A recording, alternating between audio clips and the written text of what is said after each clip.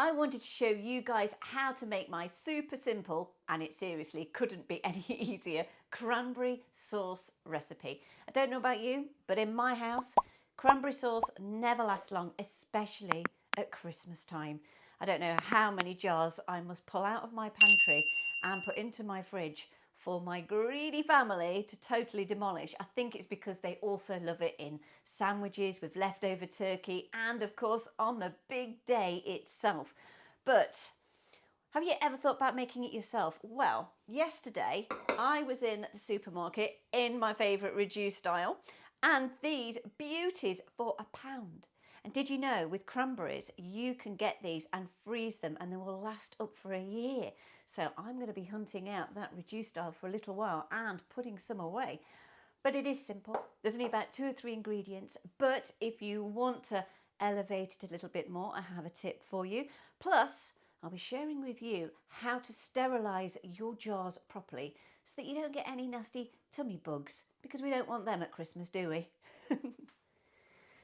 So, the simplest way to think about all this is you weigh your cranberries first. So here I've got 380 grams of cranberries. I had a root through, absolutely perfect. Not sure why they were in the reduced aisle, to be perfectly honest with you. I just rinsed them, checked them, absolutely perfect, nothing wrong. So you're going to pop them in a pan, a big pan. In they go. And then because I used 380 grams of cranberries, it's 380 grams of caster sugar. So whatever your cranberries weigh, that's the equivalent in sugar. So in that goes. And then it's literally just adding a couple of tablespoons of water. So in that goes. Popping it on the heat and letting it bubble away. Told you it was simple. Doesn't that look so pretty? It looks like your cranberries have been rolled in the snow there. But this will just go down into the most glorious pulpy jam. It will take a little while. I can't really give you a time on this simply because it varies to how many cranberries you've got, what grams you've got and what batch you're making.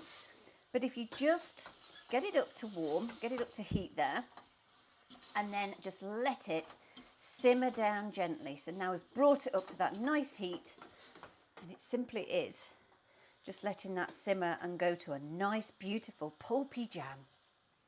So let me give you a couple of tips. Do you want to elevate your cranberry sauce?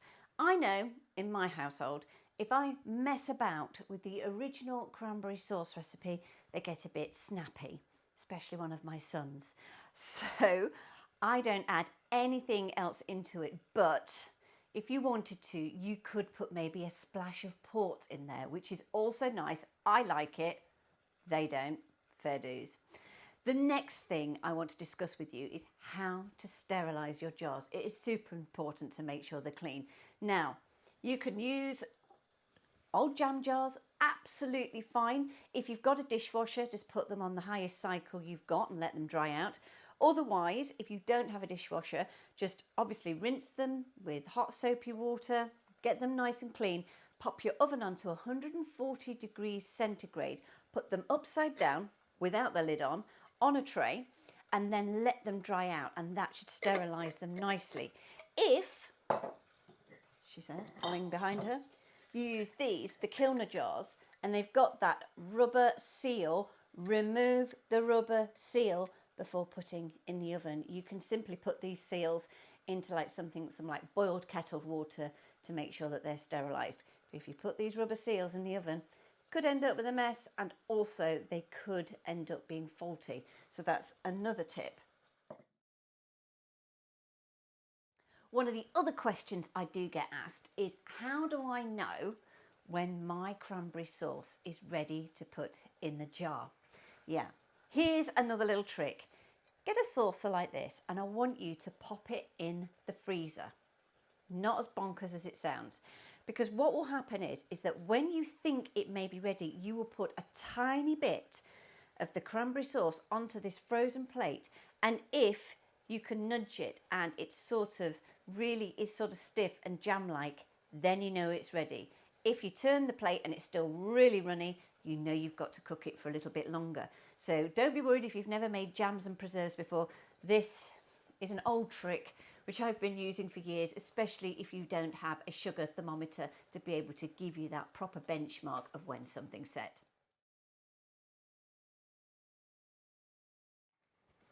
The other question that I get asked is, when do you put your preserves into the jars? Well, you can put them as soon as you've cooked them. I would just sort of err on the side of caution and make sure it just cooled down slightly, or you could burn yourself. You know, some of these can be jolly hot, but what you do need to do is make sure that the jars and the product inside is cooled before you put any lids on or before you put any greaseproof paper. So just hold off on that until your preserves have gone cool.